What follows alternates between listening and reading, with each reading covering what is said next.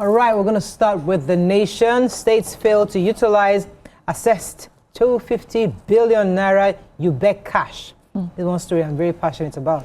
UBEC 2023 running mate to contest for president in 2027. Nigerian citizenship, FG knocks Kemi Badenoch. United States visa fraudsters face life ban. NBS reports Nigeria's rebased GDP grew by 3.13% in Q1. IG backs demand for better welfare by retired policemen. And this day, Arise Media Group responds to harassment, attack on free speech and press freedom by First Old Co. PLC. Okay, which story? UBEC. So state governments have retained 250 billion naira Universal Basic Education Commission funds, that's UBEC, that they access instead of utilizing the resources to develop basic education. So what UBEC is saying simply is that there's a challenge, and it's that states are not accessing the UBEC intervention funds, and also there's slow utilization of the fund, with over 250 billion naira still being retained and unutilized in the coffers of the 36 SUBEBs and FCT UBEB as of today. He said, as we know, UBEC is funded as a first-line charge from the collectible education tax and other sources, and then is made available to states after their counterpart funding for the development of basic education. But it just seems like a lot of our states don't know how to access this. So some of the issues that they said is, first of all, there's the slow access to the UBE matching grant, slow utilization of the fund, non-compliance with fund utilization guidelines, diversion of funds, non-deduction and remittance of taxes, non-compliance with the due process in the award of contracts for the execution of basic education projects, non-adherence to the approved action plan, amongst others.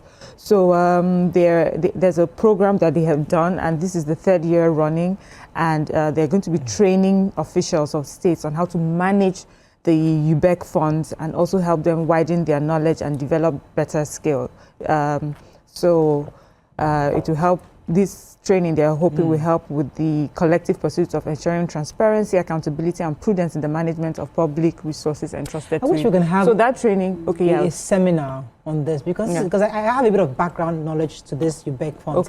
So we need information, because some of the states are not accessing because they can't afford it, or they feel they don't have the money. And some states say, even if we do it, we are forced to work according to UBEC standards. So for example, we have a plan for our own education in our state. But UBEC is saying, oh, we have to do this, we have to conform to certain standards, which it doesn't align with their own unique state values or state needs. To what extent can they adjust? There's always issues. So we need a proper seminar where all the parties come this together. program is national. So to what extent can they adjust for their own states? What can they tweak? Inside. They must this program must be able to deal with those kind of questions. Okay, so I have the IG of police who has backed the protesting police officers, retired police officers who protested yesterday. They took their protest straight to the National Assembly first. National Assembly gate. From there, they went to the police headquarters at the police edit house. And they are simply protesting that, number one, they should remove them from the contributory pension scheme, because it's not been good. Either they wait endlessly for their gratuity, or they get pittances as their pension eventually from this contributory pension scheme. And it was funny to find out that armed forces, intelligence and secret services officials are not part of the contributory pension scheme. So why are the police officers there? And they've been at it, asking for this exit for 11 years. The police officers, you are aware, because of the police pension scam, had suffered seriously in the past. They should by now have been sorted out. But the IG says it's completely in agreement with them. He's working with them. And if leaving the contributory pension scheme will solve this problem, he supports it. But he says that they've been having issues leaving that scheme for 11 years, and is worried that they might not be able to. So they should then outline other ways to solve the problem. I think if leaving it is what they want, it should not be that hard. Pengasen, I'm aware, never joined, and we're just finding out other armed forces are not among. The pittances should not be what they are paid. thank God the IG2 will retire. He will join these Join people. them. So he will know better. Okay. I think that they should also do better for the police officers. Absolutely. Okay, so the United States yesterday threatened to impose life ban on anyone caught committing visa fraud. The warning was issued yesterday on their X page, where it was also said that the criminal charges will be pressed against anyone, and also anyone harboring illegal aliens within the country. The warning read that a nation without borders is not a nation, and that they will pursue criminal charges against anybody harboring illegal aliens or committing visa fraud. But meanwhile, the U.S. mission has urged citizens residing in Nigeria to comply immediately with new immigration directives from the Nigerian government. They give us, we give them. So the U.S. Embassy in Abuja yesterday has now stated that any advised all Americans who are resided in Nigeria and overstayed their visa, that they should try to regularize it, because they've now given them an opportunity, opened up a portal for them to go do so. And this opportunity ends on the 31st of July. After that, if you've overstayed your visa from, May the 1st, you'll be required to pay $15 daily surcharge for every day you've overstayed. And then you also risk not being given on a visa to re-enter the country. So they are being advised that, they should do that. All right, so Vice Presidential candidate of the Labour Party, Dr. Yusuf Datti Baba Ahmed, yesterday unfolded his ambition to run for president in 2027 election. He announced his interest yesterday during the National Electoral Committee meeting of the Julius Abure-led faction of the LP in Abuja. So there are different factions of the LP. Baba Ahmed promised to ensure the reconciliation of the LP factions, the Abure faction, which enjoys the recognition of INEC, and distance itself from the Peter Obi party's faction. Last month, Obi had declared interest to run for president again in 2027. The former Anambra State governor had also aligned with the Nenadi Usman-led faction of the LP. So, well, we'll see how this is unfold, because elections are coming and we're seeing various groups. But I was quite surprised to see that Dr. Datti is actually also interested in running for president. I thought he was going to be supporting Peter Obi. Well, maybe Peter Obi didn't ask him to. Well, possibly. Moving on now to the Punch.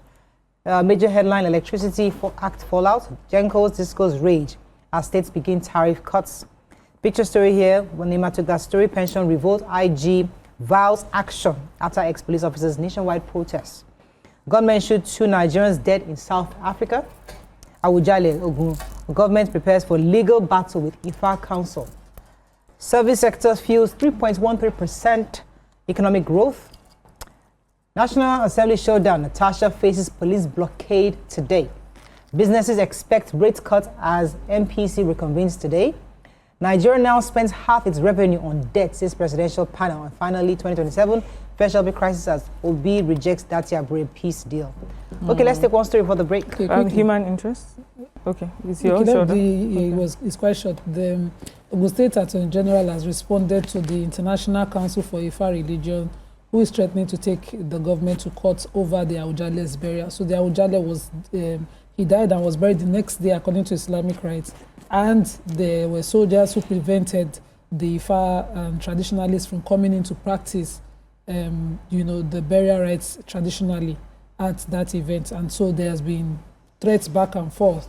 The spokesperson for the International Council for Ifa Religion, President Dr. Fayemi Kayode, and the Council's legal representative, Ifashola Okweodu, were speaking in Ibadan, and they were really expressing their displeasure at how the burial was done. Another person from Egbaland, the Ifa priest of Egbaland, the Oluwo of Ifa of Egbaland, was saying that this will have repercussions because the tradition was not done, and he's using this opportunity to tell Christians and Muslims adherents to avoid the thrones across Africa, because they might start, these clashes should not be happening. He said, if you are an adherent of those religions, do not even subscribe to Ifa picking you. Talk less of getting to the seat and then dying and not wanting. But the Awujale lived an Islamic life. You would notice that the Ojude Oba actually has Islamic history and became a big deal because he stayed 65 years on the throne.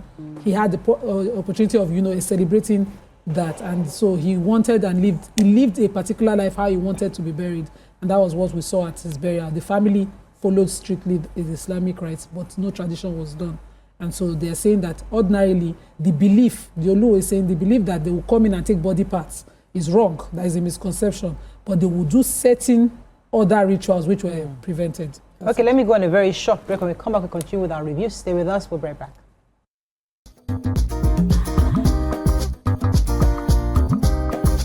Stay tuned. Your View will be right back.